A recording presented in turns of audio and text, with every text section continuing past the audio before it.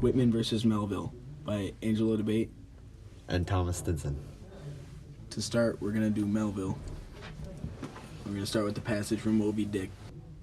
Impassioned Ahab, now determined to strike Moby Dick with all of his power. After guarding the whale, Ahab is caught around the neck by a flying line and dragged under the sea.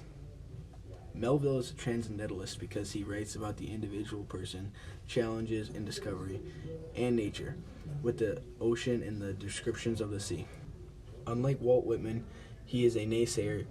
As seen in the expert, Captain Ahab could never and would never catch the whale, even after trying for years, unlike Walt Whitman, who says all you need to do is believe. Now for literary devices. Small follows screaming over the yet yawning gulf, sudden white surf beating against the steep sides, all collapsed in the great shroud of the sea rolled as it rolled 5,000 years ago. For literary devices, Melville uses personification like the sea rolled and fowls screaming. Now to Walt Whitman.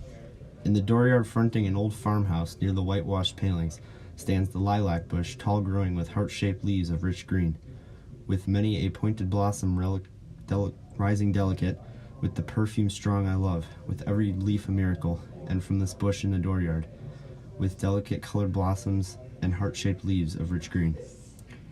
Walt Whitman uses nature in a very transcendentalist way. He uses a lilac bush as his example, describing its beauty in the poem.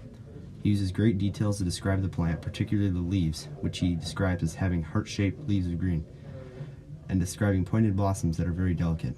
He also describes the scent, calling it the perfume strong I love. He calls every leaf a miracle, which could be interpreted as having each leaf be a new day on the bush, which represents all of one's life, and every day being a miracle. This is a very positive transcendentalist way of thinking. Some literary devices include personification, talking about the plant standing, and a metaphor, which is shown as every leaf representing a different miracle. He also uses picturesque adjectives to describe the plant. Whitman versus Melville by Angelo Debate. And Thomas Stinson.